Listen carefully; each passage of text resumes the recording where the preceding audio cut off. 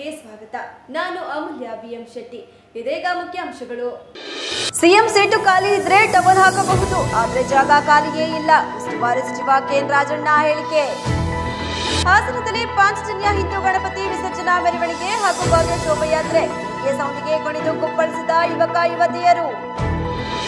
ಜಿಲ್ಲಾಧಿಕಾರಿ ಕಚೇರಿಯಲ್ಲಿ ಸಂಸದರ ಕಚೇರಿ ಉದ್ಘಾಟಿಸಿದ ಉಸ್ತುವಾರಿ ಸಚಿವ ಕೆಎನ್ ರಾಜಣ್ಣ. ಮತ್ತು ಪ್ರತಿಷ್ಠಿತ ಟೈಮ್ಸ್ ಗುರುಕುಲ ಸಿಬಿಎಸ್ಇ ಶಾಲೆಯಲ್ಲಿ ಮಕ್ಕಳ ಸಂಭ್ರಮದ ಗಣೇಶೋತ್ಸವ. ವಾರ್ತೆಗಳ ವಿವರ. ಸಿಎಂ ಸೀಟು ಖಾಲಿ ಇದ್ದರೆ ಟವಲ್ ಹಾಕಬಹುದು, ಜಾಗವೇ ಖಾಲಿ ಇಲ್ಲ ಎಂದ ಮೇಲೆ ಟವಲ್ ಹಾಕುವ ಪ್ರಶ್ನೆಯೇ ಇಲ್ಲ. ಆಸೆ ಪಡುವುದು ತಪ್ಪಲ್ಲ, ದುರಾಸೆ ಪಡುವುದು ತಪ್ಪು. ಸದ್ಯಕ್ಕೆ ಮುಖ್ಯಮಂತ್ರಿಯಾಗಿ ಸಿದ್ದರಾಮಯ್ಯ ಇದ್ದಾರೆ ಎಂದು ಜಿಲ್ಲಾ ಉಸ್ತುವಾರಿ ಸಚಿವ ಕೆಎನ್ ರಾಜಣ್ಣ ತಿಳಿಸಿದರು. ನಗರದ ಜಿಲ್ಲಾಧಿಕಾರಿ ಕಚೇರಿ ಸಭಾಂಗಣದಲ್ಲಿ ಮಾಧ್ಯಮದೊಂದಿಗೆ ಮಾತನಾಡಿದ ಅವರು, ರಾಜ್ಯದಲ್ಲಿ ಸಿಎಂ ಬದಲಾವಣೆ ವಿಚಾರ, ಖಾಲಿ ಜಾಗ ಇದ್ದರೆ ಟವಲ್ ಹಾಕಬಹುದು, ಆದರೆ ಜಾಗವೇ ಖಾಲಿ ಇಲ್ಲ ಎಂದ ಮೇಲೆ ಟವಲ್ ಹೇಗೆ ಹಾಕ್ತಾರೆ? ಆದರೆ ಭವಿಷ್ಯ ಏನೆಂದು ಯಾರಿಗೆ ಗೊತ್ತಿದೆ? ಸಿಎಂ ತೀರ್ಮಾನ ಮಾಡೋದು ಶಾಸಕಾಂಗ ಪಕ್ಷ ಹಾಗೂ ಹೈಕಮಾಂಡ್. ಆಸೆ ಪಡೋದು ತಪ್ಪಲ್ಲ, ಆದರೆ ದುರಾಸೆ ತಪ್ಪು. ಸದ್ಯಕ್ಕೆ ಸಿದ್ದರಾಮಯ್ಯ ಸಿಎಂ ಇದ್ದಾರೆ, ಶಾಸಕರ ಬೆಂಬಲ ಇರುವವರೆಗೆ ಸಿಎಂ ಆಗಿರ್ತಾರೆ ಎಂದು ಹೇಳಿದರು. ಖಾಲಿ ಜಾಗ ಇದ್ರೆ ಏನಾದ್ರೂ ಟವಲ್ ಹಾಕ್ಬೋದಪ್ಪ, ಜಾಗನೇ ಖಾಲಿ ಇಲ್ಲ, ಟವಲ್ ಎಲ್ಲ ಹಾಕ್ತಾರೆ? ಖಾಲಿ ಹಾಕ್ಬೋದಾ? ಅಯ್ಯೋ ನೋಡ್ರಿ, ಈಗ ಭೂತಕಾಲದ್ದು, ಭವಿಷ್ಯತ್ ಕಾಲ, ವರ್ತಮಾನ ಕಾಲ ಅಂತ 3 ಕಾಲ ಇದ್ದಾವೆ.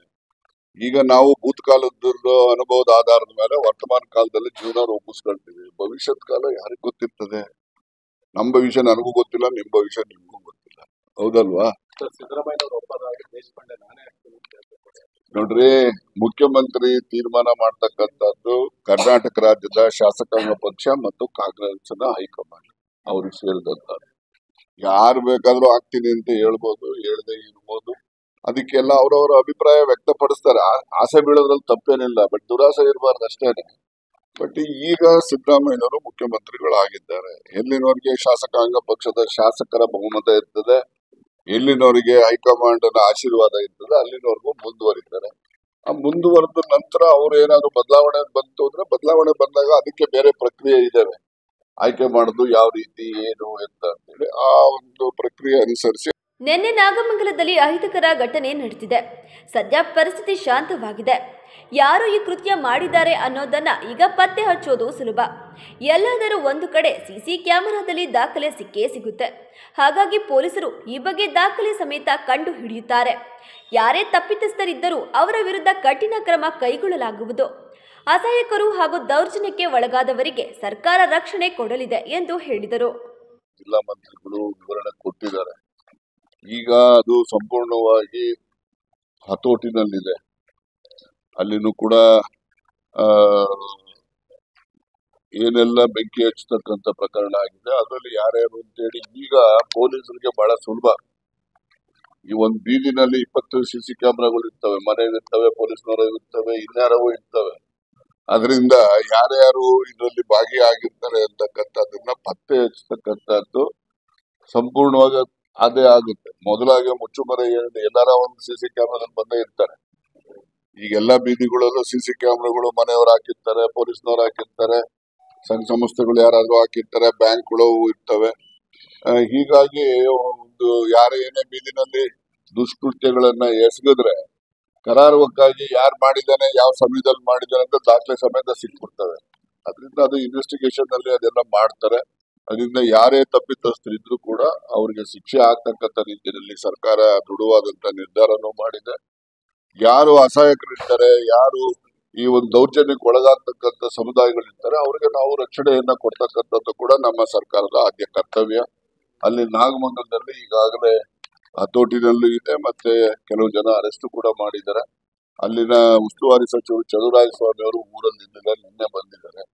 ಅವರು ಇವತ್ತೆಲ್ಲ ಪಟ್ಟಣದಲ್ಲಿ ಸಂಚಾಲನ ಕೂಡ ಮಾಡ್ತಾ ಇದ್ದಾರೆ. ಎಲ್ಲ ಹಿರಿಯ ಅಧಿಕಾರಿಗಳ ಸಭೆಯನ್ನು ಕರೆದು ಈ ಘಟನೆ ನಡೆದಿದ್ದಕ್ಕೆ ವಿಷಾದವನ್ನ ವ್ಯಕ್ತಪಡಿಸಿ ಮುಂದೆ ಈ ರೀತಿ ನಡೆಯದ ರೀತಿಯಲ್ಲಿ ಎಚ್ಚರಿಕೆಯನ್ನ ವಹಿಸ್ತಕ್ಕಂಥದ್ದಕ್ಕೆ ಅಧಿಕಾರಿಗಳಿಗೆ ಸೂಚನೆಯನ್ನು ಕೂಡ ಕೊಡ್ತಾರೆ. ಮೂಡಾ ಕೇಸಲ್ಲಿ ಎಲ್ಲಿಯಾದರೂ ಸಿದ್ದರಾಮಯ್ಯ ಅವರ ಪಾತ್ರ ಇದೆಯಾ? ಪಾರ್ವತಿ ನನ್ನ ಪತ್ನಿ, ಅವರಿಗೆ ಸೈಟ್ ಕೊಡಿ ಎಂದು ಬರೆದಿದ್ದಾರಾ? ದೇವೇಗೌಡರು 1982ರಲ್ಲಿ ತಮ್ಮ ಪತ್ನಿಗೆ ಸೈಟ್ ಕೊಡಿ ಎಂದು ಪತ್ರ ಬರೆದಿದ್ದಾರೆ. ಅವರಿಗೆ 4 ಎಕರೆ ಭೂಮಿ ಕೊಟ್ಟಿದ್ದಾರೆ. ಈ ರೀತಿ ಏನಾದರೂ ಸಿದ್ದರಾಮಯ್ಯ ಮಾಡಿದ್ದಾರಾ ಎಂದು ಪ್ರಶ್ನೆ ಮಾಡಿದರು. ಜಡ್ಜ್ಮೆಂಟ್ ಬರೆಯೋರು ಅವ್ರು ತಾನೆ. ಆಯ್ತಪ್ಪ, ನಾನು ವಕೀಲ್ ಇದ್ದಿದ್ದಕ್ಕೆ ಅವತ್ತು ಹೇಳಿದ್ದು, ಇವತ್ತೇನು ಅಂತ್ಯ ಆಗೋದಿಲ್ಲಪ್ಪ, ಇವತ್ತು ಕ್ಲೋಸ್ ಆಗಲ್ಲ, ಆರ್ಗ್ಯುಮೆಂಟ್ ಕ್ಲೋಸ್ ಆಗ್ಬೋದು.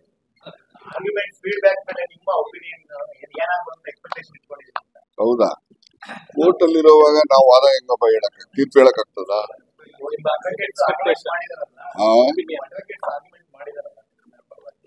ನಾನ್ ನಿಮಗ್ ಕೇಳ್ತೀನಿ, ಮೂಡ ಸೈಟ್ ಅಲ್ಲಿ ಎಲ್ಲಾದ್ರೂ ಸಿದ್ದರಾಮಯ್ಯ ಅವ್ರ ಇನ್ವಾಲ್ವ್ಮೆಂಟ್ ಇದೆಯಾ?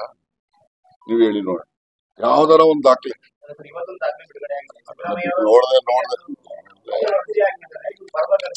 ಆಯ್ತಪ್ಪ, ಆ ತರ ದಾಖಲೆ ಎಲ್ಲಾರ ಇದು ತೋರಿಸಿ. ಸಿದ್ದರಾಮಯ್ಯನವರು ಈ ತರ ಪಾರ್ವತಿ ನಾನು ಹೆಂಡತಿ ಇದ್ದಾಳೆ, ಇವಳಿಗೆ ಸೈಟ್, ಇನ್ನು ದೇವೇಗೌಡರು ಕಾಗ್ದ ಬರ್ದವ್ರೆ 82ನೇ ಇಸ್ವಿನಲ್ಲಿ ನಾನು ಹೆಂಡತಿ ಭೂಮಿ ಇಲ್ಲ, ಭೂಮಿ ಕೊಡಿ, ಬಡವ್ರು ಇದ್ದೆ, 4 ಎಕರೆ 29 ಗುಂಟೆ ಜಮೀನ್ ತಗೊಂಡಿಲ್ವಾ ಕೆರೆ ಅಂಗ್ಲನ? ಹೇಳ್ರಪ್ಪ, ಹಂಗೇನ ಸಿದ್ದರಾಮಯ್ಯ ಸಮಾನತೆ ಸೃಷ್ಟಿಯಾದ ಮೇಲೆ ಮೀಸಲಾತಿ ತೆಗೆಯುತ್ತೇವೆ ಎಂದು ರಾಹುಲ್ ಗಾಂಧಿ ಅವರು ಹೇಳಿದ್ದಾರೆ ಹೊರತು ನಾಳೆಯೇ ರದ್ದು ಮಾಡುವುದಾಗಿ ಹೇಳಿಲ್ಲ. ಅವರ ಹೇಳಿಕೆಗೆ ನನ್ನ ಸಹಮತ ಇದೆ, ಯಾರಿಗೂ ಅನ್ಯಾಯವಾಗದಂತೆ ನೋಡಿಕೊಳ್ಳುವುದಾಗಿ ಹೇಳಿದ್ದಾರೆ ಎಂದು ತಿಳಿಸಿದರು. ನೋಡಿ, ಅದೇ ನೀವೆಲ್ಲ ತಪ್ಪು ಮಾಡೋದು. ಅವ್ರು ಆ ರೀತಿ ಹೇಳಿಲ್ಲ, ಸಮಾನತೆ ಸೃಷ್ಟಿ ಆದ್ಮೇಲೆ ತೆಗಿತೀವಿ ಅಂತ ಹೇಳಿದ್ದಾರೆ. ಸಮಾನತೆ ಸೃಷ್ಟಿ ಆಗೋದು ಯಾರ್ಸ್ಟಿಕ್ ಹೆಂಗ್ ಗೊತ್ತಾ? ಬರೀ ಪೇಪರ್ ಅಲ್ಲಿ ಸರ್ವೆ ಮಾಡೋದಲ್ಲ, ಒಂದ್ ಊರ್ನಲ್ಲಿ ಹರಿಜನರದೊಂದು ಓಟ್ ಇಡಿಸ್ತೀವಿ, ಮುಂದುವರೆದ ಜಾತಿ ಒಂದು ಓಟ್ ಇಡಿಸ್ತೀವಿ, ಜನ ಹೋದವ್ರು ಇವ್ರ ಹೋಟ್ಲಿಗೆ ಹೋಗ್ತಾರೋ ಅವ್ರ ಹೋಟ್ಲಿಗೆ ಹೋಗ್ತಾರೋ, ಅವನ ಹೋಟ್ಲಿಗೆ ಹೋಗಂಗ ಆಗ್ಬೇಕು ಜನರ ಮನಸ್ಥಿತಿ. ಆಗ ಮೀಸಲಾತಿಗೆ ಬದಲಾವಣೆ ಮಾಡೋದು ಇದೆಲ್ಲ ತೀರ್ಮಾನ ಮಾಡೋದು. ಅಲ್ಲಿ ಬರ್ಬೇಕು ಅಂದ್ರೆ ಈಗಾಗ್ಲೇ ಎಷ್ಟು ಸರಿ ಮುಂದುವರ್ಸಿದ್ದಾರೆ, 7 ಸರಿ ಮುಂದುವರ್ಸಿದ್ದಾರೆ ಮೀಸಲಾತಿ 10 ವರ್ಷ, ಹೌದಲ್ವಾ? ಎಲ್ಲಿವರೆಗೂ ಅಗತ್ಯತೆ ಇದೀಗ ಸಂವಿಧಾನ ರಚನೆ ಮಾಡೋದು ಪರ್ಮನೆಂಟ್ ಆಗಿ ಇರ್ಬೇಕು ಅಂತ ಆಶೆ ಇದ್ರೆ 10 ವರ್ಷಕ್ಕೆ ಅಂತ ಕೊಡ್ತಿರ್ಲಿಲ್ಲ. ಅವರು ಕೂಡ ಒಂದು ಸಮಾನತೆ ಸೃಷ್ಟಿ ಆದ್ಮೇಲೆ ಇದು ಇರಬಾರ್ದು ಅನ್ನೋ ದೃಷ್ಟಿಯಿಂದಲೇ 10 ವರ್ಷಕ್ಕೆ ಮುಂದುವರಿಸತಕ್ಕಂಥದ್ದಕ್ಕೆ ಅವಕಾಶ ಸಂವಿಧಾನದಲ್ಲಿ ಕಲ್ಪಿಸಿದ್ದಾರೆ. ಅಲ್ಲಿವರೆಗೂ ಮಾಡ್ತಾರೆ. ರಾಹುಲ್ ಗಾಂಧಿ ಅವರು ಹೇಳಿರ್ತಕ್ಕಂಥ ಸ್ಟೇಟ್ಮೆಂಟ್ ನಾನು ಓದಿದ್ದೀನಿ. ಅವ್ರು ಹೇಳಿರ್ತಕ್ಕಂಥದ್ದು, ನಮ್ಮ ದೇಶದಲ್ಲಿ ಸಮಾನತೆ ಯಾವಾಗ ಬರ್ತದೆ, ಸಮಾನತೆ ಬಂದಾಗ ನಾವು ಮೀಸಲಾತಿನ ರದ್ದು ಮಾಡ್ತೇವೆ ಅಂತ. ಅಂದ್ರೆ ನಾಳೆನೇ ರದ್ದು ಮಾಡ್ತೀವಿ. ಮೀಸಲಾತಿ ರದ್ದು ಮಾಡೋರು RSS ನವರು. ಯಾರಿಗೆ ಸಹಮತ 100% ಇದೆ, ಅದ್ರಲ್ಲೇನು ಅನುಮಾನ ಇಲ್ಲ. ಇನ್ನು ಮೀಸಲಾತಿ ವಿರೋಧಿಗಳು RSS ನವರು ಅಂತ ನಾವೆಲ್ಲ ಅನ್ಕೊಂಡಿದ್ದೆ. ಈಗ ಭಾಗವತ್ ಹೇಳ್ತವ್ರೆ ನಾವು ಮೀಸಲಾತಿ ಇರಬೇಕು ಅಂತ ಹೇಳ್ತಾ ಇದೀವಿ. ಅವರು ಅವ್ರ ಸಿದ್ಧಾಂತದಲ್ಲಿ ಮಾರ್ಪಾಡು ಮಾಡ್ಕೊಂಡಿದ್ದಾರೆ. ಅದನ್ನ ಸ್ವಾಗತ ಮಾಡ್ತೀವಿ. ಪಾಂಚಜನ್ಯ ಗಣಪತಿ ವಿಸರ್ಜನಾ ಮಹೋತ್ಸವದ ಅಂಗವಾಗಿ ಗುರುವಾರದಂದು ಬೃಹತ್ ಶೋಭಾಯಾತ್ರೆ ಕಲಾ ತಂಡದೊಡನೆ ನಡೆದು ಡಿಜೆ ಸಾಧಿಗೆ ಗರ್ಜನೆಗೆ ಯುವಕ ಯುವತಿಯರು ಕುಡಿದು ಕುಪ್ಪಳಿಸಿದರು. ನಗರದ ಹಾಸನಾಂಬ ಕಲಾಕ್ಷೇತ್ರದ ಆವರಣದಲ್ಲಿ ಸೆಪ್ಟೆಂಬರ್ 7ರಂದು ಮಣ್ಣಿನ ಗಣಪತಿ ಪ್ರತಿಷ್ಠಾಪನೆ ಮಾಡಿ 6 ದಿನಗಳ ಕಾಲ ವಿವಿಧ ಪೂಜಾ ಕೈಂಕರ್ಯಗಳು ಹಾಗೂ ಸಾಂಸ್ಕೃತಿಕ ಕಾರ್ಯಕ್ರಮಗಳು ಜರುಗಿತು. ಕೊನೆಯ ದಿನ ಗುರುವಾರದಂದು ಮಧ್ಯಾಹ್ನದ ವೇಳೆಗೆ ಬೃಹತ್ ಶೋಭಾಯಾತ್ರೆಯು ಪ್ರಾರಂಭವಾಯಿತು. ಅವರು ಪಾಂಚಜನ್ಯ ಗಣೇಶ ವಿಸರ್ಜನಾ ಮಹೋತ್ಸವದಲ್ಲಿ ಪಾಲ್ಗೊಂಡು ಮೆರವಣಿಗೆಯಲ್ಲಿ ನಡೆದರು. ಶ್ರೀಕೃಷ್ಣನ ಬೃಹತ್ ಪ್ರತಿಮೆ, ಶ್ರೀರಾಮನ ವಿಗ್ರಹ, ಶ್ರೀ ಮಾರುತಿ ವೇಷಧಾರಿಗಳು, ಗೋವುಗಳು, ಬ್ಯಾಂಡ್ ಸೆಟ್, ವಾದ್ಯಗೋಷ್ಠಿ, ಕೇಸರಿ ಬಾವುಟದ ಪ್ರದರ್ಶನ ಆಕರ್ಷಣೆ ಒಂದು ಕಡೆಯಾದರೆ ಮತ್ತೊಂದು ಕಡೆ ಹೆಚ್ಚು ಶಬ್ದ ಭರಿಸುವ ಡಿಜೆ ಸ್ಪೀಕರ್ಗಳಲ್ಲಿ ಹಾಡುಗಳು ಕೇಳಿ ಬಂದಿತು. ಇದಕ್ಕೆ ಪುರುಷರು ಮತ್ತು ಮಹಿಳೆಯರು ಹೆಜ್ಜೆ ಹಾಕಿ ಗಮನ ಸೆಳೆದರು. ಹೊಸಲೈನ್ ಮಸೀದಿ ಬಳಿ ಬರುತ್ತಿದ್ದಂತೆ ಮಸೀದಿ ಗೇಟಿಗೆ ಅಡ್ಡದಾಗಿ ಪೊಲೀಸ್ ಬಸ್ ನಿಲ್ಲಿಸಿದರು. ಮುನ್ನೆಚ್ಚರಿಕೆ ಕ್ರಮವಾಗಿ ಹೆಚ್ಚಿನ ಪೊಲೀಸ್ ಬಿಗಿ ಬಂದೋಬಸ್ತ್ ಮಾಡಲಾಗಿತ್ತು. ಇನ್ನು ಕಾಲೇಜು ವಿದ್ಯಾರ್ಥಿಗಳು ತರಗತಿಗೆ ಬಂಕ್ ಹೊಡೆದು ಪಾಂಚಜನ್ಯ ಮೆರವಣಿಗೆಯಲ್ಲಿ ಪಾಲ್ಗೊಂಡು ಗಮನ ಸೆಳೆದರು. ಇದೇ ವೇಳೆ ಸಂಸದ ಶ್ರೇಯಸ್ ಪಟೇಲ್, ಬೇಲೂರು ಕ್ಷೇತ್ರದ ಶಾಸಕ HK ಸುರೇಶ್, ಬಿಜೆಪಿ ಜಿಲ್ಲಾಧ್ಯಕ್ಷ ಸಿದ್ದೇಶ್ ನಾಗೇಂದ್ರ, ಪ್ರಧಾನ ಕಾರ್ಯದರ್ಶಿ ಅಮಿತ್ ಶೆಟ್ಟಿ, ಇದೇ ವೇಳೆ ಪಾಂಚಜನ್ಯ ಹಿಂದೂ ಗಣಪತಿ ಸಮಿತಿ ಅಧ್ಯಕ್ಷ ವಾಸು, ಕಾರ್ಯದರ್ಶಿ ವೇಣುಗೋಪಾಲ್, ನಗರಸಭೆ ಮಾಜಿ ಅಧ್ಯಕ್ಷ R ಮೋಹನ್, ರವಿ ಸೋಮು, ಖಜಾಂಚಿ ಲಾವಣ್ಯ, ನಿರ್ದೇಶಕ ಶರತ್, ರಕ್ಷತ್ ಭಾರದ್ವಾಜ್, RSS ಮುಖಂಡ ಮೋಹನ್, ಶೋಭನ್ ಬಾಬು, ವಿಶಾಲ್ ಅಗರ್ವಾಲ್, ಮೋಹನ್, ಅವಿನಾಶ್ ಇತರರು ಹಾಜರಿದ್ದರು.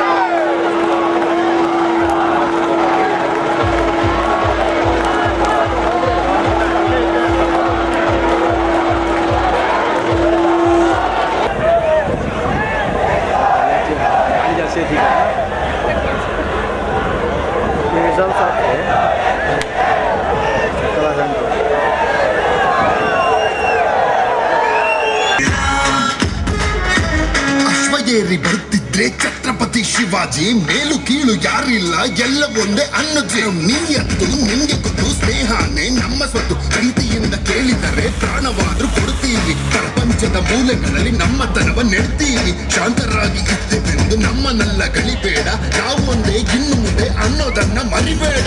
ಜೈ ಶ್ರೀರಾಮ್ ಬೋಲೋ ಜೈ ಹನುಮಾನ್.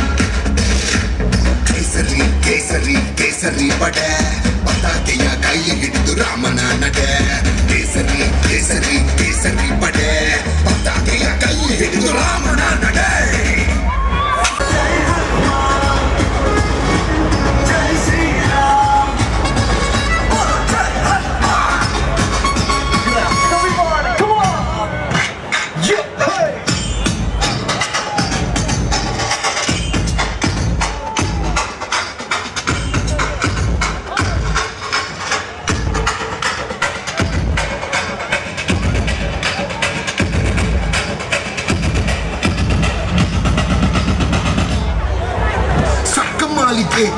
ಡೌಟ್ ಇದ್ರೆ ಕೇಳ್ಕೊಳ್ಳಿ, ನಾವಂತೂ ಕೂಗೋದು ಜೈ ಶ್ರೀರಾಮ್ ತಿಳ್ಕೊಳ್ಳಿ. ಜೈ ಶ್ರೀರಾಮ್ ರಾಮನಾಮ ಹೇಳಿಕೊಂಡು ನೀತಿಯಿಂದ ನಡೆದುಕೊಂಡು ತಿಲಕ ಇಟ್ಟು ಮೆರಿ.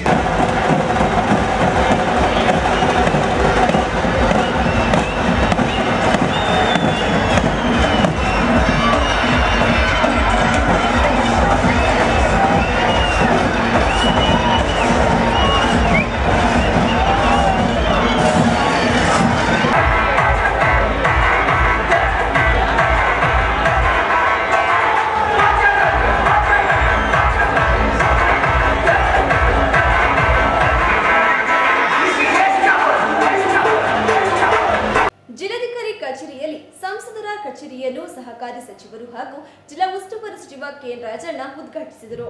ನೂತನ ಕಚೇರಿಯಲ್ಲಿ ಸಂವಿಧಾನದ ಪೀಠಿಕೆಗೆ ಪುಷ್ಪಾರ್ಚನೆ ಮಾಡಲಾಯಿತು. ಬಳಿಕ ಕಚೇರಿ ಉದ್ಘಾಟನೆ ಅಂಗವಾಗಿ ವಿಶೇಷ ಪೂಜೆಯಲ್ಲಿ ಜಿಲ್ಲಾ ಉಸ್ತುವಾರಿ ಸಚಿವ ಕೆಎನ್ ರಾಜಣ್ಣ, ಸಂಸದ ಶ್ರೇಯಸ್ ಎಂ ಪಟೇಲ್ ದಂಪತಿ ಹಾಗೂ ಕಾಂಗ್ರೆಸ್ ಮುಖಂಡರು ಮತ್ತು ಜಿಲ್ಲಾ ಮಟ್ಟದ ಅಧಿಕಾರಿಗಳು ಪೂಜೆಯಲ್ಲಿ ಪಾಲ್ಗೊಂಡರು. ಬಳಿಕ ಮಾತನಾಡಿದ ಅವರು, ಕಳೆದ 25 ವರ್ಷಗಳ ಬಳಿಕ ಕಾಂಗ್ರೆಸ್ನ ಅಭ್ಯರ್ಥಿಗೆ ಜಿಲ್ಲೆಯ ಜನ ಆಶೀರ್ವಾದ ಮಾಡಿ ಶ್ರೇಯಸ್ ಪಟೇಲ್ ಅವರನ್ನು ಸಂಸದನಾಗಿ ಆಯ್ಕೆ ಮಾಡಿದ್ದಾರೆ. ಜನರಿಗೆ ಸುಲಭವಾಗಿ ಸಿಗುವ ನಿಟ್ಟಿನಲ್ಲಿ ಕಚೇರಿಯನ್ನು ಬಳಸಿಕೊಂಡು ಆಗಾಗ ಕಚೇರಿಗೆ ಆಗಮಿಸುವ ಮೂಲಕ ಜನರ ಅಹವಾಲು ಸ್ವೀಕರಿಸಿ ಬಗೆಹರಿಸುವ ಮೂಲಕ ಜನರ ವಿಶ್ವಾಸ ಗಳಿಸುವ ನಿಟ್ಟಿನಲ್ಲಿ ಕೆಲಸ ಮಾಡಲಿ. ಪ್ರತಿಯೊಬ್ಬ ಜನಪ್ರತಿನಿಧಿಗಳು ತಮ್ಮ ಅವಧಿಯಲ್ಲಿ ಮಾಡುವ ಒಳ್ಳೆಯ ಕೆಲಸಗಳ ಮೇಲೆ ಅವರ ಹೆಸರು ಚಿರಸ್ಥಾಯಿಯಾಗಿ ಉಳಿಯಲಿದೆ. ಅದೇ ರೀತಿ ಶ್ರೇಯಸ್ ಪಟೇಲ್ ಕೂಡ ತನ್ನ ಅಧಿಕಾರಾವಧಿಯಲ್ಲಿ ಒಳ್ಳೆಯ ಕೆಲಸಗಳನ್ನು ಮಾಡುವ ಮೂಲಕ ಅವರ ಹೆಸರು ಚಿರಸ್ಥಾಯಿಯಾಗಿ ಉಳಿಯುವ ನಿಟ್ಟಿನಲ್ಲಿ ಕೆಲಸ ಮಾಡಲಿ. ಇತ್ತೀಚಿನ ದಿನಗಳಲ್ಲಿ ಗ್ರಾಮ ಪಂಚಾಯಿತಿ ಸದಸ್ಯನಾಗಿ ಆಯ್ಕೆಯಾಗುವುದು ಸವಾಲಿನ ಕೆಲಸ. ಇಂತಹ ಪರಿಸ್ಥಿತಿಯಲ್ಲಿ ಶ್ರೇಯಸ್ ಪಟೇಲ್ ಸಂಸದನಾಗಿ ಆಯ್ಕೆಯಾಗಿದ್ದಾರೆ. ಮುಂದಿನ ದಿನಗಳಲ್ಲಿ ಜಿಲ್ಲೆಯ ಎಲ್ಲ ಕಾಂಗ್ರೆಸ್ ಮುಖಂಡರು ಹಾಗೂ ಜನರನ್ನು ವಿಶ್ವಾಸಕ್ಕೆ ತೆಗೆದುಕೊಂಡು ಒಳ್ಳೆಯ ಅಭಿವೃದ್ಧಿ ಕೆಲಸಗಳನ್ನು ಮಾಡುವ ಮೂಲಕ ಜನರ ಆಶೀರ್ವಾದ ಪಡೆದು ಇನ್ನು ಮುಂದಿನ 25 ವರ್ಷಗಳು ಶ್ರೇಯಸ್ ಪಟೇಲ್ ಅವರೇ ಎಂಪಿಯಾಗಿ ಮುಂದುವರಿಯುವಂತೆ ಆಗಲಿ ಎಂದು ಆಶಿಸಿದರು. ಈ ದಿವಸ ಚರಿತ್ರೆಯಲ್ಲಿ ಉಳಿತಕ್ಕಂಥ ದಿವಸ ಅಂತೇಳಿ ನಾನು ಭಾವಿಸ್ತೇನೆ. ಕಳೆದ 25 ವರ್ಷದಿಂದ ನಮ್ಮ ಪಕ್ಷದ ಅಭ್ಯರ್ಥಿ ಇಲ್ಲಿ ಲೋಕಸಭಾ ಸದಸ್ಯರಾಗಿ ಆಗಲಿಕ್ಕೆ ಆಗಿರಲಿಲ್ಲ. ಅಂತಹ ಒಂದು ಸಾಧನೆಯನ್ನ ನಮ್ಮ ಪಕ್ಷದ ಎಲ್ಲ ಮುಖಂಡಗಳು ಕೂಡ ಇವತ್ತು ಸಾಧಿಸಿ ಕಾಂಗ್ರೆಸ್ ಪಕ್ಷಕ್ಕೆ ಗೌರವವನ್ನು ತಂದಿದ್ದಾರೆ ಅಂತೇಳಿ ಅವರೆಲ್ಲರಿಗೂ ನಾನು ಅಭಿನಂದನೆ ಸಲ್ಲಿಸ್ತೇನೆ. ಮತ್ತೆ ಏನು ಶ್ರೇಯಸ್ ಪಟೇಲ್ರವರು ಇವತ್ತು ನಮಗೆ ಲೋಕಸಭಾ ಸದಸ್ಯರಾಗಿ ಎಲ್ಲ ಮುಖಂಡರ ಕಾರ್ಯಕರ್ತರ ಶ್ರಮದಿಂದ ಆಯ್ಕೆಯಾಗಿದ್ದಾರೆ. ಶ್ರೇಯಸ್ ಪಟೇಲ್ ಅವರು ಕೂಡ ಒಂದು ಹೊಸ ಇತಿಹಾಸವನ್ನು ಸೃಷ್ಟಿ ಮಾಡಿದ್ದಾರೆ. ಈ ಎಲ್ಲ ದೃಷ್ಟಿನಲ್ಲೂ ಕೂಡ ಅವರಿಗೆ ಶುಭವನ್ನು ಕೋರಿ ಇನ್ನೂ 25 ವರ್ಷಗಳ ಕಾಲ ಈ ಜಿಲ್ಲೆಯಲ್ಲಿ ಕಾಂಗ್ರೆಸ್ಸಿನ ಇತಿಹಾಸವನ್ನು ಮರುಕಳಿಸಬೇಕು. ಶ್ರೇಯಸ್ ಪಟೇಲ್ ಅವರು ಮತ್ತು ಅವರ ಜೊತೆಯಲ್ಲಿರ್ತಕ್ಕಂಥ ಎಲ್ಲ ಯುವಕರುಗಳು ಕೂಡ ಮುಂದಿನ ದಿನಗಳಲ್ಲಿ ಅಧಿಕಾರಕ್ಕೆ ಬರುವಂತಾಗಲಿ ಮತ್ತು ಜನರ ಸೇವೆಯನ್ನು ಕೂಡ ಅಷ್ಟೇ ಹೆಚ್ಚು ಆದ್ಯತೆಯ ಮೇರೆಗೆ ಸೇವೆಯನ್ನು ಕೂಡ ಮಾಡಿ ಜನರ ವಿಶ್ವಾಸವನ್ನು ಗಳಿಸಿ ನೀವೆಲ್ಲರೂ ಕೂಡ ಮಾಡತಕ್ಕಂಥ ಪುಣ್ಯದ ಕೆಲಸವನ್ನು ಎಲ್ಲರೂ ಸೇರಿ ಜನರ ಸೇವೆಯನ್ನು ಮಾಡುವುದರ ಮೂಲಕ ಈ ಜಿಲ್ಲೆಯಲ್ಲಿ ಕಾಂಗ್ರೆಸ್ಗೆ ಒಂದು ಪ್ರೀತಿ ವಿಶ್ವಾಸವನ್ನು ತಾವೆಲ್ಲ ತಂದು ಕೊಡ್ತೀವಿ ಅಂತ ಹೇಳಿ ಆಶಿಸ್ತೇನೆ. ಇವತ್ತು ಮತ್ತೊಮ್ಮೆ ಸನ್ಮಾನ್ಯ ಶ್ರೇಯಸ್ ಪಟೇಲ್ ಅವರಿಗೆ ನಾನು ಶುಭವನ್ನು ಬರ್ತದೆ ಹೋಗ್ತದೆ. ಆದರೆ ಅಧಿಕಾರಾವಧಿನಲ್ಲಿ ನಾವೇನು ಜನಪರವಾಗಿ ಕೆಲಸ ಮಾಡ್ತೀವಲ್ಲ ಅದು ಶಾಶ್ವತವಾಗಿ ಉಳಿತಕ್ಕಂಥದ್ದು. ನಾವು ಆ ರೀತಿ ಗಮನ ಹರಿಸಿ ನಮ್ಮ ಇರುವಿಕೆ ಇಲ್ಲದೆ ಇದ್ದಾಗಲೂ ಕೂಡ ನಮ್ಮ ಕೆಲಸಗಳು ಜನರು ಮಾತಾಡಬೇಕು. ಈ ಕೆಲಸ ಈಗ ನಾವು ಕೆಲವು ಭಾಗದಲ್ಲಿ ಹೋದಾಗ ಕುರುಸ್ವಾಮಿಗೌಡರ ಕಾಲದಲ್ಲಿ ಇದೆಲ್ಲ ಮಾಡಿಕೊಟ್ಟು ಸರ್ ಅಂತಾರೆ. ಅವ್ರು ನಮ್ಮ ಮುಂದೆ ಇಲ್ಲೇ ಇರ್ಬೋದು, ಆದರೆ ಅವ್ರು ಮಾಡಿರೋ ಕೆಲಸ ನಮ್ಮ ಮುಂದೆ.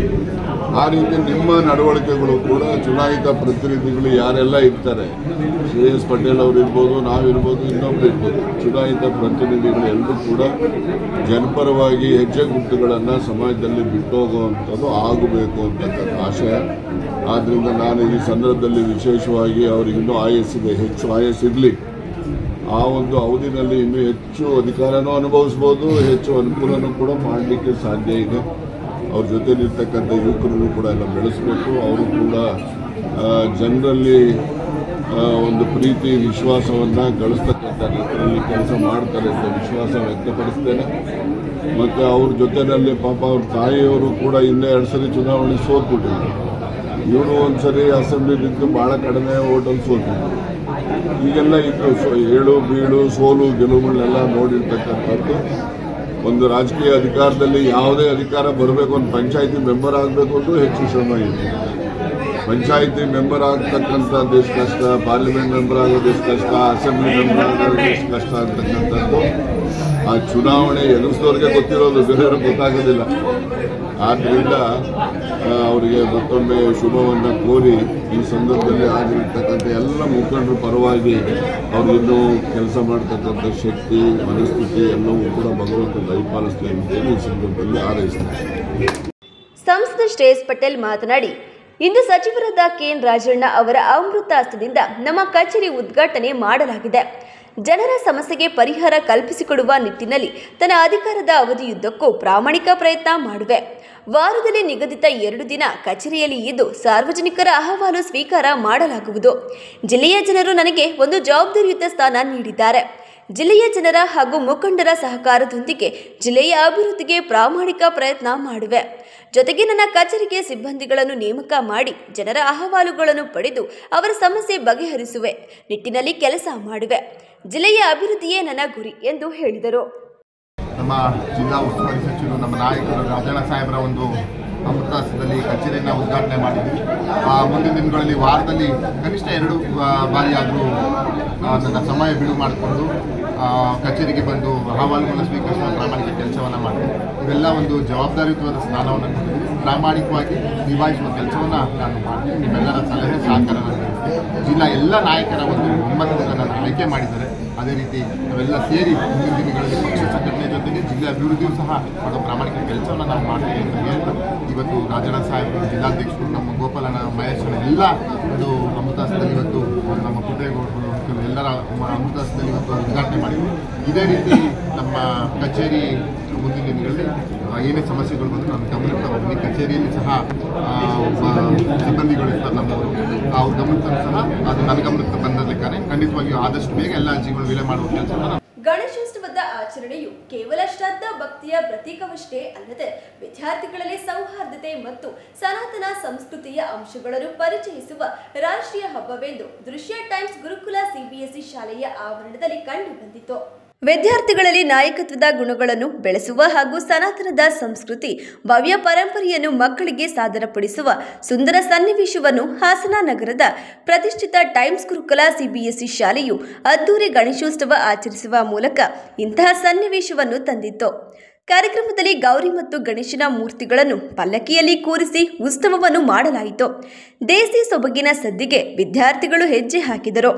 ಶಿಕ್ಷಕ ಹಾಗೂ ಗುರುಕುಲ ಶಾಲೆಯ ಸಿಬ್ಬಂದಿಗಳು ಮಕ್ಕಳ ಜೊತೆ ಬೆರೆತು ಹಬ್ಬದ ವಾತಾವರಣ ನಿರ್ಮಾಣ ಸೃಷ್ಟಿಸಿದರು.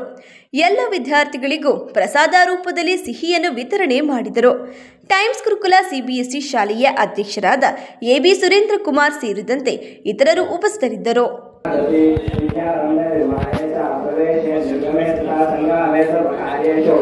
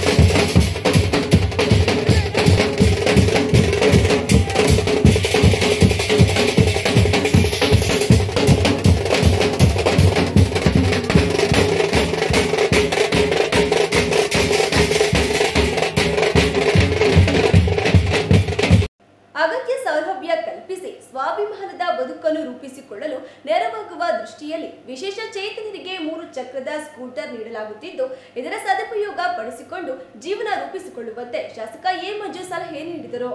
ಹೊಳೆನರಸೀಪುರ ತಾಲೂಕಿನ ತೇಜೂರು ಶ್ರೀ ಸಿದ್ದರಾಮೇಶ್ವರ ಮಠದ ಮಠಾಧೀಶರಾದ ಪೂಜ್ಯ ಶ್ರೀ ಕಲ್ಯಾಣ ಸ್ವಾಮಿಗಳ ಉಪಸ್ಥಿತಿಯಲ್ಲಿ ತಾಲೂಕು ಪಂಚಾಯಿತಿ ಅನುದಾನದಲ್ಲಿ 2 ತ್ರಿಚಕ್ರ ಸ್ಕೂಟರ್ ವಿತರಣಾ ಕಾರ್ಯಕ್ರಮದ ಅಧ್ಯಕ್ಷತೆ ವಹಿಸಿ ಮಾತನಾಡಿದ ಅವರು 2022-23ನೇ ಸಾಲಿನ ಅನುದಾನದಲ್ಲಿ 2 ವಾಹನಗಳ ವಿತರಣೆ ಮಾಡಲಾಗಿದೆ. ಅರ್ಹ ಫಲಾನುಭವಿಯನ್ನು ಗುರುತಿಸಿ ಈ ವರ್ಷದ 2 ವಾಹನ ವಿತರಣೆ ಮಾಡಲಾಗುತ್ತದೆ ಎಂದರು. ನಾನು ಹಿಂದೆ ಶಾಸಕನಾಗಿದ್ದ ಅವಧಿಯಲ್ಲಿ ತೇಜೂರು ಗೇಟ್ನಿಂದ ಕೆರೆಗೇರಿಯ ಕಾಂಕ್ರೀಟ್ ರಸ್ತೆ ಮಾಡಿಸಿಕೊಟ್ಟಿದ್ದೆ. ಈಗ ತೇಜೂರು ಗ್ರಾಮದಿಂದ ಟಿ ಮಾಯಗೌಡನಹಳ್ಳಿ ಗೇಟ್ ತನಕ ಕಾಂಕ್ರೀಟ್ ರಸ್ತೆಗೆ 1.5 ಕೋಟಿ ರು ಅನುದಾನ ನೀಡಲಾಗಿದೆ ಎಂದು ತಿಳಿಸಿ, ಈ ಬಗ್ಗೆ ಗ್ರಾಮಸ್ಥರು ನನಗೆ ಕೇಳಿರಲಿಲ್ಲ. ಆದರೆ ಅವರ ಅಗತ್ಯತೆಗೆ ಸ್ಪಂದಿಸಬೇಕಾದ್ದು ನಮ್ಮ ಕರ್ತವ್ಯವೆಂದು ತಿಳಿಸಿ ಓಟು ನೀಡಿ ಗೆಲ್ಲಿಸಿದ್ದಾರೆ ಎಂದು ಹೇಳಿದರು. ಹಳ್ಳಿ ಮೈಸೂರು ಹೋಬಳಿಗೆ 22-23 ಸಾಲಿನ TP ಗ್ರಾಂಟ್ನಲ್ಲಿ 2 ಅಂಗವಿಕಲರಿಗೆ ಸ್ಕೂಟರ್ನ ಕೊಡ್ತಕ್ಕಂಥ ಒಂದು ಸೌಭಾಗ್ಯ ನನಗೆ ದೊರಕಿರ್ತಕ್ಕಂಥದ್ದು. ಅದರಲ್ಲೂ ತೇಜೂರು ಮಠದಲ್ಲಿ ಕೊಡ್ತಕ್ಕಂಥದ್ದು ನನ್ನ ಪುಣ್ಯ ಅಂತ ಇದ್ದಾರೆ. ಸರ್ಕಾರದ ಸವಲತ್ತುಗಳನ್ನು ಅವರು ಚೆನ್ನಾಗಿ ಉಪಯೋಗಿಸ್ತಾರೆ. ಅದರಿಂದ ಅವರು ಎಲ್ಲದಂಗೆ ನಾವು ಜೀವನ ಸಾಕಬೇಕು ಅನ್ನೋ ಒಂದು ದೃಢ ಸಂಕಲ್ಪನ ಮಾಡಿ ಉಪಯೋಗ ಪಡ್ಕೋಬೇಕು ಅಂತ ಹೇಳಿ ಮತ್ತೆ 23-24 ಸಾಲಿಗೆ ಮತ್ತೆ ಇನ್ನೂ 2 ಈ ಭಾಗಕ್ಕೆ ಕೊಡ್ತೀವಿ.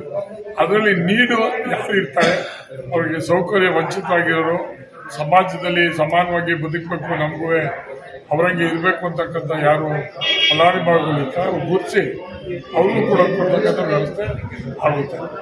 ಈ ಸಂದರ್ಭದಲ್ಲಿ ತಾತನಹಳ್ಳಿ ಗ್ರಾಮ ಪಂಚಾಯಿತಿ ಅಧ್ಯಕ್ಷ ಜಗದೀಶ್, ತಾಲೂಕು ಪಂಚಾಯಿತಿ ಮಾಜಿ ಸದಸ್ಯ ಶಿವಸ್ವಾಮಿ, ತಾಲೂಕು ಪಂಚಾಯಿತಿ ಇಒ ಗಿರೀಶ್, ತಾಲೂಕು ಪಂಚಾಯಿತಿ ತಾಂತ್ರಿಕ ಅಧಿಕಾರಿ ಗೋಪಾಲ್, ತಾಲೂಕು ಪಂಚಾಯಿತಿ MRW ಹರೀಶ್, PDO ಸವಿತಾ, ಕಾರ್ಯದರ್ಶಿ ಗೀತಾ, ತೇಜೂರು ಶ್ರೀ ಸಿದ್ದರಾಮೇಶ್ವರ ಮಠದ ಷಡಾಕ್ಷರಿ ಹಾಜರಿದ್ದರು. ಹಾಸನ ನಗರದಲ್ಲಿ ಪಾಂಚಜನ್ಯ ಹಿಂದೂ ಗಣಪತಿ ವಿಸರ್ಜನಾ ಮೆರವಣಿಗೆ ಹಾಗೂ ಭವ್ಯ ಶೋಭಾಯಾತ್ರೆಯಲ್ಲಿ ಭಾಗಿಯಾದ ಸಂಸದ ಶ್ರೇಯಸ್ ಪಟೇಲ್ ಭಾಗಿಯಾಗಿದ್ದು ವಿಶೇಷವಾಗಿತ್ತು. ಸಂಸದ ಶ್ರೇಯಸ್ ಪಟೇಲ್ ಪಾಂಚಜನ್ಯ ಹಿಂದೂ ಗಣಪತಿ ವಿಸರ್ಜನಾ ಮೆರವಣಿಗೆ ಹಾಗೂ ಭವ್ಯ ಶೋಭಾಯಾತ್ರೆಯಲ್ಲಿ ಡಿಜೆ ಸೌಂಡಿಗೆ ಕೇಸರಿ ಶಾಲು ಧರಿಸಿ ಕುಣಿದು ಕುಪ್ಪಳಿಸಿದರು. ಈ ಸಂದರ್ಭದಲ್ಲಿ ಕಾರ್ಯಕರ್ತರು ಸಂಸದ ಶ್ರೇಯಸ್ ಪಟೇಲ್ರನ್ನು ಹೆಗಲ ಮೇಲೆ ಹೊತ್ತು ಕುಣಿದರು.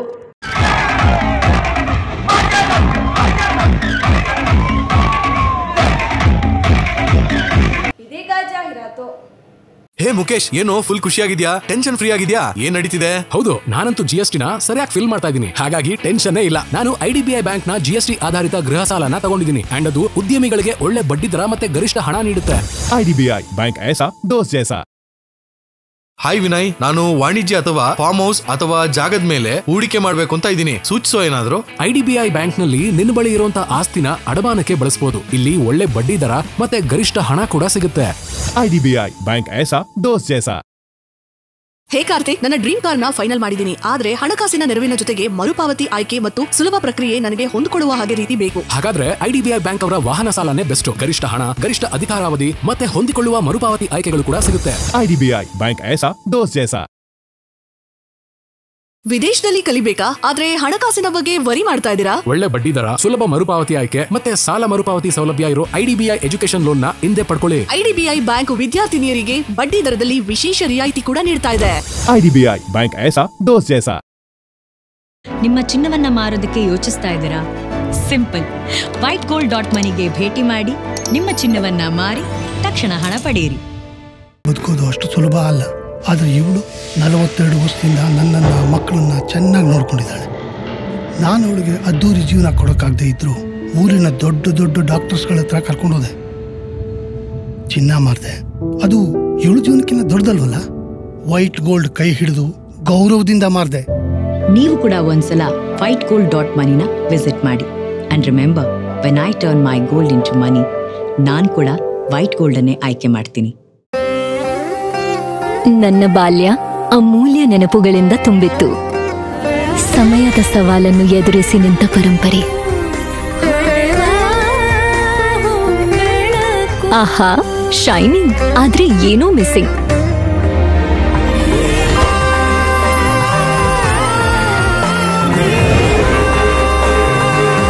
ಶತಮಾನದ ವಾರಸುದಾರಿಕೆಯ ಹೊಸ ಮುಖ ಭೀಮಾ. ಬದಲಾವಣೆ ಹೊಳೆಯುತ್ತಿದೆ.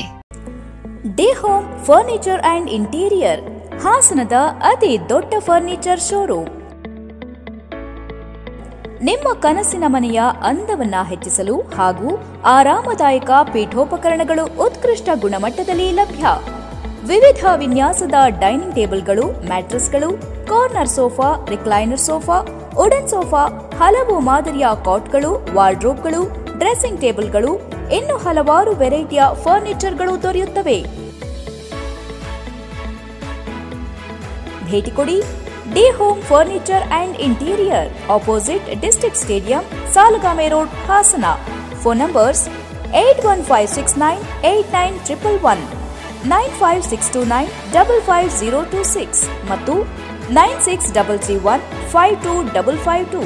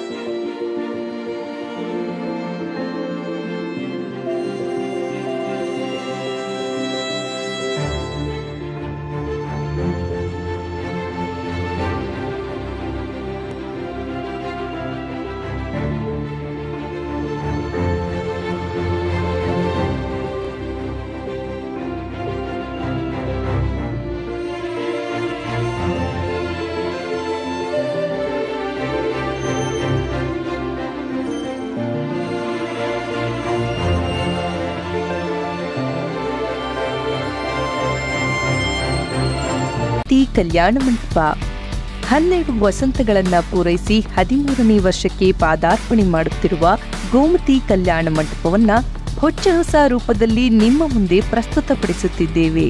ಅತ್ಯಾಧುನಿಕವಾಗಿ ನವೀಕರಣಗೊಂಡ ಕಲ್ಯಾಣ ಮಂಟಪದಲ್ಲಿ 1500 ಜನರು ಪಾಲ್ಗೊಳ್ಳಬಹುದಾದ ಬ್ಯಾಂಕ್ವೆಟ್ ಹಾಲ್, 700 ಜನರು ಊಟ ಮಾಡಬಹುದಾದ ಡೈನಿಂಗ್ ಹಾಲ್ ಇದ್ದು, ಮದುವೆ, ಬೀಗರ ಔತಣ, ನಾಮಕರಣ ಮತ್ತು ಎಲ್ಲ ಶುಭ ಸಮಾರಂಭಗಳಿಗೆ ಸಸ್ಯಾಹಾರಿ ಮತ್ತು ಮಾಂಸಾಹಾರಿ ಔತಣಗಳಿಗೆ ಹಾಲ್ ಅನ್ನು ನೀಡಲಾಗುತ್ತದೆ. 4 ಎಕರೆಗೂ ಅಧಿಕ ಜಾಗದಲ್ಲಿ ವಾಹನಗಳಿಗೆ ಉತ್ತಮವಾದ ಪಾರ್ಕಿಂಗ್ ವ್ಯವಸ್ಥೆ ಸಹ ಲಭ್ಯವಿದೆ. ನಿಮ್ಮ ಕುಟುಂಬದ ಸುಂದರ ಕಾರ್ಯಕ್ರಮಗಳನ್ನು ಅತ್ಯುತ್ತಮ ಕ್ಷಣಗಳನ್ನಾಗಿ ಮಾರ್ಪಾಡಾಗಿಸಲು ಒಂದು ಒಳ್ಳೆಯ ಜಾಗ, ಅದುವೇ ನಮ್ಮ ಗೋಮತಿ ಕಲ್ಯಾಣ ಮಂಟಪ. ಗೋಮತಿ ಕಲ್ಯಾಣ ಮಂಟಪ ಕೋರ್ಟ್ ಹೊಸ ಬಸ್ ನಿಲ್ದಾಣದ ಹತ್ತಿರ, ಚನ್ನಪಟ್ಟಣ ಬಡಾವಣೆ, ಹೊಳೆನರಸೀಪುರ ರಸ್ತೆ, ಹಾಸನ. ಬುಕಿಂಗ್ ಹಾಗೂ ಹೆಚ್ಚಿನ ಮಾಹಿತಿಗಾಗಿ ಸಂಪರ್ಕಿಸಿ 9448427261, 8970568666.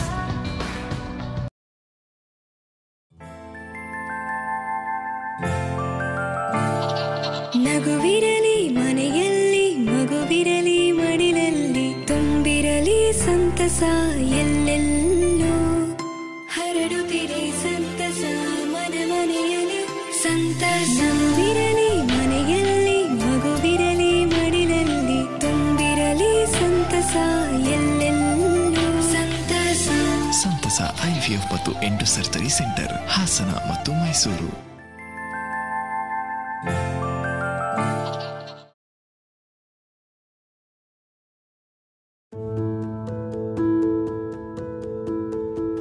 ನೀವು ನಿಮ್ಮ ಚಿನ್ನವನ್ನು ಪ್ರಸ್ತುತ ದರದಲ್ಲಿ ಮಾರಾಟ ಮಾಡಬೇಕೇ? ನೀವು ನಿಮ್ಮ ಗಿರವಿ ಇಟ್ಟಿರುವ ಚಿನ್ನವನ್ನು ಬಿಡಿಸಲು ಹಣ ಬೇಕೇ? ಹಿಂದೆ ಕರೆ ಮಾಡಿ ಸ್ಕಂದ ಗೋಲ್ಡ್ ಕಂಪನಿ 7996089960.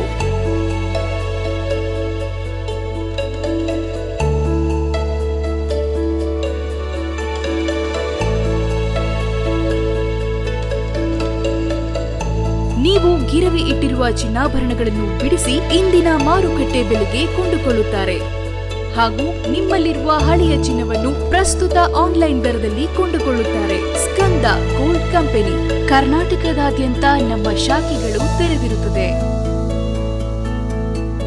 ಸ್ಕಂದ gold company city bus stand ಹತ್ತಿರ, AVK ಕಾಲೇಜ್ ರಸ್ತೆ, ಇಂಡಿಯನ್ ಬ್ಯಾಂಕ್ ಪಕ್ಕ, ಹಾಸನ. ಹಿಂದೆ ಕರೆ ಮಾಡಿ 7996089960. ಮತ್ತೊಮ್ಮೆ ಅಮೋಘ ವಾರ್ತೆಗಳಿಗೆ ಸ್ವಾಗತ. ಸಂವಿಧಾನ ವಿರೋಧಿ ಹೇಳಿಕೆ ನೀಡಿರುವ ಕಾಂಗ್ರೆಸ್ ಪಕ್ಷದ ಲೋಕಸಭಾ ವಿರೋಧ ಪಕ್ಷದ ನಾಯಕ ರಾಹುಲ್ ಗಾಂಧಿಯನ್ನು ಬಂಧಿಸಬೇಕು ಮತ್ತು ಲೋಕಸಭಾ ಸದಸ್ಯತ್ವವನ್ನು ರದ್ದುಪಡಿಸಬೇಕೆಂದು ಸಕಲೇಶಪುರ ಆಲೂರು ಕಟ್ಟಯ ವಿಧಾನಸಭಾ ಕ್ಷೇತ್ರದ ಶಾಸಕ ಮತ್ತು ರಾಜ್ಯ ಬಿಜೆಪಿಯ ಎಸ್ಸಿ ಮೋರ್ಚಾದ ರಾಜ್ಯಾಧ್ಯಕ್ಷ ಸಿಮೆಂಟ್ ಮಂಜು ಅವರು ಆಗ್ರಹಿಸಿದರು. ಸಕಲೇಶಪುರ ಆಲೂರು ಮಂಡಲದ ಭಾರತೀಯ ಜನತಾ ಪಾರ್ಟಿಯ ಎಸ್ಸಿ ಮೋರ್ಚಾದ ವತಿಯಿಂದ ದಲಿತರ ಮೀಸಲಾತಿ ರದ್ದುಪಡಿಸಬೇಕೆಂಬ ಸಂವಿಧಾನ ವಿರೋಧಿ ಹೇಳಿಕೆ ನೀಡಿರುವ ರಾಹುಲ್ ಗಾಂಧಿಯ ಸಂಸತ್ ಸದಸ್ಯತ್ವವನ್ನು ರದ್ದುಪಡಿಸಬೇಕು ಎಂದು ಹಮ್ಮಿಕೊಂಡಿದ್ದ ಪ್ರತಿಭಟನೆಯಲ್ಲಿ ಪ್ರತಿಭಟನಾಕಾರರನ್ನು ಉದ್ದೇಶಿಸಿ ಮಾತನಾಡಿ, ವಿದೇಶಿ ನೆಲದ ಯೂನಿವರ್ಸಿಟಿಯೊಂದರಲ್ಲಿ ಮಾತನಾಡುವ ಸಂದರ್ಭದಲ್ಲಿ ಈಗಿರುವ ಪರಿಶಿಷ್ಟ ಜಾತಿ ಮತ್ತು ಪಂಗಡಗಳ ಮೀಸಲಾತಿಯನ್ನು ರದ್ದುಪಡಿಸಬೇಕು ಎಂದು ಹೇಳಿರುವ ವಿರೋಧ ಪಕ್ಷದ ನಾಯಕ ರಾಹುಲ್ ಗಾಂಧಿ ಸಂವಿಧಾನ ವಿರೋಧಿ ಹೇಳಿಕೆಯನ್ನು ಭಾರತೀಯ ಜನತಾ ಪಕ್ಷ ಖಂಡಿಸುತ್ತದೆ ಮತ್ತು ಲೋಕಸಭಾ ಸ್ಪೀಕರ್ ಅವರು ತಕ್ಷಣವೇ ಇವರ ಸಂಸತ್ ಸದಸ್ಯತ್ವವನ್ನು ರದ್ದುಪಡಿಸಬೇಕು. ಲೋಕಸಭಾ ಚುನಾವಣೆಯಲ್ಲಿ ಭಾರತೀಯ ಜನತಾ ಪಕ್ಷ ಅಧಿಕಾರಕ್ಕೆ ಬಂದರೆ ದೇಶದ ಸಂವಿಧಾನವನ್ನು ಬದಲಾಯಿಸಲಿದೆ ಎಂದು ಸುಳ್ಳು ಹೇಳಿಕೊಂಡು ತಿರುಗುತ್ತಿದ್ದ ರಾಹುಲ್ ಗಾಂಧಿ ಇಂದು ದಲಿತರ ಮೀಸಲಾತಿ ಕಿತ್ತುಕೊಳ್ಳುವ ಈ ಹೇಳಿಕೆಯು ಕಾಂಗ್ರೆಸ್ ಪಕ್ಷದ ಜಾತ್ಯತೀತ ಮುಖವಾಡವನ್ನು ಬಯಲು ಮಾಡಿದೆ. ಇವರ ಈ ಮನಸ್ಥಿತಿಯ ವಿರುದ್ಧ ಭಾರತಾದ್ಯಂತ ದಲಿತ ಸಂಘಟನೆಗಳು ಹೋರಾಟ ಮಾಡಲಾಗುವುದು ಎಂದು ಹೇಳಿದರು. ದಲಿತರ ಮೀಸಲಾತಿಯನ್ನು ರದ್ದುಗೊಳಿಸತಕ್ಕಂಥ ಹೇಳಿಕೆಯನ್ನು ಕೊಟ್ಟಿರುವ ರಾಹುಲ್ ಗಾಂಧಿಯ ವಿರುದ್ಧ ಭಾರತ ದೇಶದಾದ್ಯಂತ ಎಲ್ಲ ದಲಿತ ಸಂಘಟನೆಗಳು ಹಾಗೂ ಭಾರತೀಯ ಜನತಾ ಪಾರ್ಟಿ ಹೋರಾಟವನ್ನು ಮಾಡುತ್ತೆ. ಏನು ಲೋಕಸಭಾ ಚುನಾವಣೆ ನಡೀತಕ್ಕಂಥ ಸಂದರ್ಭದಲ್ಲಿ ಬಿಜೆಪಿ ಆಡಳಿತಕ್ಕೆ ಬಂದರೆ ಮೀಸಲಾತಿಯನ್ನು ರದ್ದು ಮಾಡ್ತಾರಂತೆ ಅಪಪ್ರಚಾರ ಮಾಡಿ ಈ ದಿನ ವಿದೇಶಿ ನೆಲದಲ್ಲಿ ಏನು ಜಾರ್ಜ್ ಟೌನ್ನ ವಿವಿಯಲ್ಲಿ ವಿಶ್ವವಿದ್ಯಾನಿಲಯದಲ್ಲಿ ಹೇಳಿಕೆಯನ್ನು ಕೊಡ್ತಕ್ಕಂಥ ಸಂದರ್ಭದಲ್ಲಿ ರಾಹುಲ್ ಗಾಂಧಿ ಅವರು ದಲಿತರ ಮೀಸಲಾತಿಯನ್ನ ರದ್ದು ಮಾಡ್ತೀವಿ ಅಂತಕ್ಕಂಥ ಹೇಳಿದ್ರ ಮುಖಾಂತರ ಸಂವಿಧಾನಕ್ಕೆ ಅಪಚಾರವನ್ನ ಮಾಡಿದ್ದಾರೆ. ಇವರ ಕೂಡಲೇ ಬಂಧಿಸಬೇಕು, ಇವರ ಲೋಕಸಭಾ ಸ್ಥಾನದ ಸದಸ್ಯತ್ವವನ್ನು ಕೂಡಲೇ ರದ್ದು ಮಾಡಬೇಕು ಅಂತೇಳಿ ಈ ಮೂಲಕ ಒತ್ತಾಯವನ್ನ ಮಾಡ್ತೀವಿ. ಅದ್ರ ಜೊತೆಗೆ ವಿದೇಶಿ ನೆಲದಲ್ಲಿ ಕೂತು ಭಾರತವನ್ನ ಅವಮಾನ ಮಾಡ್ತಕ್ಕಂಥ ಕೆಲಸ, ಅಪಮಾನ ಮಾಡ್ತಕ್ಕಂಥ ಕೆಲಸ ನಿರಂತರವಾಗಿ ನಡೀತಾ ಇದೆ. ಇಲ್ಲಿ ಭಾರತೀಯ ಮತದಾರರು ಕೊಟ್ಟಿದ್ದ ಓಟನ್ನು ಪಡೆದು ವಿರೋಧ ಪಕ್ಷ ಸ್ಥಾನವನ್ನು ಅಲಂಕಾರ ಮಾಡಿ ವಿದೇಶಿ ನೆಲದಲ್ಲಿ ಹೋಗಿ ಕೂತು ಭಾರತೀಯರನ್ನ ಅಪಮಾನ ಮಾಡತಕ್ಕಂಥ ಕೆಲಸ ಮಾಡ್ತಿರ್ತಕ್ಕ ರಾಹುಲ್ ಗಾಂಧಿಗೆ ನಮ್ಮ ಧಿಕ್ಕಾರವನ್ನು ಹೇಳ್ತಾ ನಾವು ಒತ್ತಾಯವನ್ನ ಮಾಡ್ತೀವಿ. ಸ್ಪೀಕರ್ ಅವರಿಗೆ ಕೂಡಲೇ ಅವರು ಲೋಕಸಭಾ ಸ್ಥಾನವನ್ನು ರದ್ದು ಮಾಡಬೇಕು. ಭಾರತ ದೇಶವನ್ನ ವಿದೇಶಿ ನೆಲದಲ್ಲಿ ಕೂತು ಅಪಮಾನ ಮಾಡ್ತಕ್ಕಂಥ ಕೆಲಸವನ್ನ ರಾಹುಲ್ ಗಾಂಧಿ ಅವರು ಮಾಡ್ತಾ ಇದ್ದಾರೆ. ಏನು ಮೀಸಲಾತಿಯನ್ನು ರದ್ದು ಮಾಡಬೇಕು ಅಂತಕ್ಕಂಥ ಹೇಳಿಕೆಯನ್ನು ಕೊಟ್ಟಿದ್ದಾರೆ, ಇದು ನಮ್ಮ ಸಂವಿಧಾನಕ್ಕೆ ಮಾಡಿರ್ತಕ್ಕಂಥ ಅಪಚಾರ. ಇವ್ರನ್ನ ಕೂಡಲೇ ಬಂಧಿಸಬೇಕು ಅಂತೇಳಿ ಈ ಮೂಲಕ ಒತ್ತಾಯವನ್ನು. ಈ ಸಂದರ್ಭದಲ್ಲಿ ಹಲವಾರು ಬಿಜೆಪಿ ಪಕ್ಷದ ಮುಖಂಡರು ಮತ್ತು ಕಾರ್ಯಕರ್ತರು ಹಳೆ ಬಸ್ ನಿಲ್ದಾಣದ ಮುಖ್ಯ ರಸ್ತೆಯಲ್ಲಿ ಮಾನವ ಸರಪಳಿ ನಿರ್ಮಿಸಿ ರಾಹುಲ್ ಗಾಂಧಿಯ ಪ್ರತಿಕೃತಿಯನ್ನು ಸುಡುವ ಮೂಲಕ ಧಿಕ್ಕಾರ ಕೂಗುತ್ತಾ ತಮ್ಮ ಆಕ್ರೋಶವನ್ನು ವ್ಯಕ್ತಪಡಿಸಿದರು. ಪ್ರತಿಭಟನೆಯಲ್ಲಿ ತಾಲೂಕು ಬಿಜೆಪಿ ಪಕ್ಷದ ಅಧ್ಯಕ್ಷ ಅಶ್ವಥ್ ವಳಲಹಳ್ಳಿ, ರಾಜ್ಕುಮಾರ್, ಪುರಸಭಾ ಸದಸ್ಯರಾದ ವನಜಾಕ್ಷಿ, ರೇಖಾ ರುದ್ರಕುಮಾರ್, ಸಂದೀಶ್, ಆನಂದ್, ಲಿಯೋವಾಸ್ ಹಾಜರಿದ್ದರು. ಹೆಸರಾಯಿತು ಕರ್ನಾಟಕ ಉಸಿರಾಗಲಿ ಕನ್ನಡ ಅಭಿಯಾನದ ಅಂಗವಾಗಿ ರಾಜ್ಯದಲ್ಲಿ ಸಂಚರಿಸುತ್ತಿರುವ ಕನ್ನಡ ಜ್ಯೋತಿ ರಥಯಾತ್ರೆಗೆ ಗುರುವಾರ ಪಟ್ಟಣದಲ್ಲಿ ಭವ್ಯ ಸ್ವಾಗತ ನೀಡಲಾಯಿತು.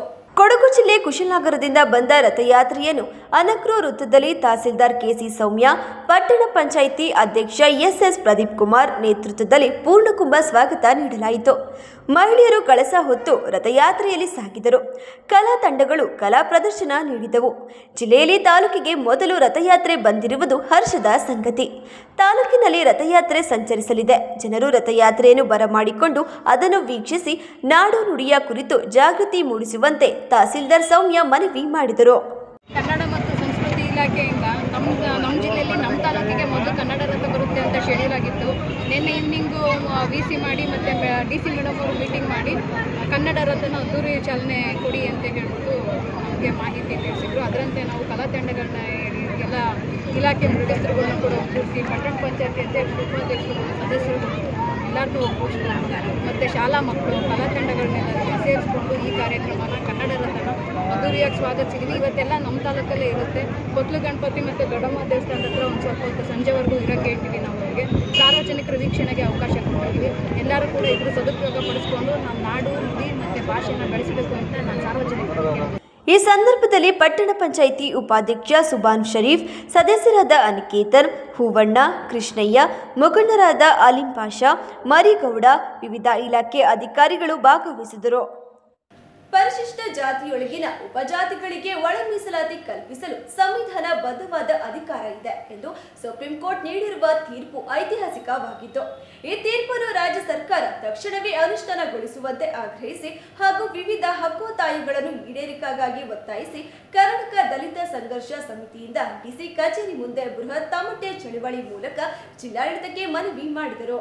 ಇದೇ ವೇಳೆ ಮಾದಿಗ ಮೀಸಲಾತಿ ಹೋರಾಟ ಸಮಿತಿ ಅಧ್ಯಕ್ಷ ಎಚ್.ಪಿ. ಶಂಕರರಾಜು ಮಾತನಾಡಿ, ಪರಿಶಿಷ್ಟ ಜಾತಿಯೊಳಗಿನ ಉಪಜಾತಿಗಳಿಗೆ ಒಳ ಮೀಸಲಾತಿ ಕಲ್ಪಿಸಲು ಸಂವಿಧಾನ ಬದ್ಧವಾದ ಅಧಿಕಾರ ಇದೆ ಮತ್ತು ಈ ಆದೇಶವನ್ನು ಅನುಷ್ಠಾನಗೊಳಿಸಲು ರಾಜ್ಯ ಸರ್ಕಾರಗಳಿಗೆ ಅಧಿಕಾರ ಇದೆ ಎಂದು 2024 ಆಗಸ್ಟ್ 1ರಂದು ಸುಪ್ರೀಂ ಕೋರ್ಟ್ ಐತಿಹಾಸಿಕ ತೀರ್ಪು ನೀಡಿದೆ.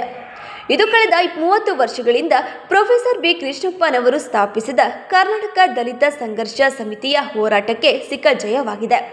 ಅಲ್ಲದೆ ಇದು ಮೀಸಲಾತಿ ವ್ಯವಸ್ಥೆಯಲ್ಲಿ ಬಹಳ ಮುಖ್ಯವಾದ ಹೆಜ್ಜೆಯಾಗಿದೆ. ಈ ಹಿಂದೆ ಈ ವಿಚಾರದಲ್ಲಿ ಪರಸ್ಪರ ವಿರೋಧವಾದ ತೀರ್ಪುಗಳನ್ನು ನ್ಯಾಯಾಲಯಗಳು ನೀಡಿದವು. ಈ ಹಿನ್ನೆಲೆಯಲ್ಲಿ ಪ್ರೊಫೆಸರ್ ಬಿ. ಕೃಷ್ಣಪ್ಪನವರು ಸ್ಥಾಪಿಸಿದ ಕರ್ನಾಟಕ ದಲಿತ ಸಂಘರ್ಷ ಸಮಿತಿಯು ಸುಪ್ರೀಂ ಕೋರ್ಟ್ ತೀರ್ಪು ಅನ್ವಯ ರಾಜ್ಯ ಸರ್ಕಾರ ತಕ್ಷಣವೇ ಪರಿಶಿಷ್ಟ ಜಾತಿಯೊಳಗಿನ ಅನುಷ್ಠಾನಗೊಳಿಸಲು ಆಗ್ರಹಿಸಿ ಉಪಜಾತಿಗಳಿಗೆ ಒಳ ಮೀಸಲಾತಿ ಕೆಳಕಂಡ ಹಕ್ಕೊತ್ತಾಯಗಳನ್ನು ಈಡೇರಿಸಬೇಕೆಂದು ಒತ್ತಾಯಿಸುತ್ತದೆ ಎಂದು ಹೇಳಿದರು. ಬಂಧುಗಳೇ, ನನ್ನ ಹೆಸರು ಎಚ್.ಪಿ. ಶಂಕರರಾಜು, ಮಾದಿಗ ಮೀಸಲಾತಿ ಹೋರಾಟ ಸಮಿತಿ ಹಾಗೂ ಇವತ್ತು ಕರ್ನಾಟಕ ರಾಜ್ಯಾದ್ಯಂತ ದಲಿತ ಸಂಘರ್ಷ ಸಮಿತಿ ಪ್ರೊಫೆಸರ್ ಬಿ. ಕೃಷ್ಣಪ್ಪನವರ ಬಣದಿಂದ ಜಿಲ್ಲಾಧಿಕಾರಿಗಳ ಕಚೇರಿ ಮುಂದೆ ಸುಪ್ರೀಂ ಕೋರ್ಟ್ ಆಗಸ್ಟ್ 1ನೇ ತಾರೀಕು ಒಳ ಮೀಸಲಾತಿ ಜಾರಿಗೆ ಆದೇಶ ಕೊಟ್ಟಿದೆ. ಆ ಆದೇಶನ ಎ.ಜೆ. ಸದಾಶಿವ ಆಯೋಗದ ವರದಿನ ಜಾರಿ ಆಗಬೇಕು.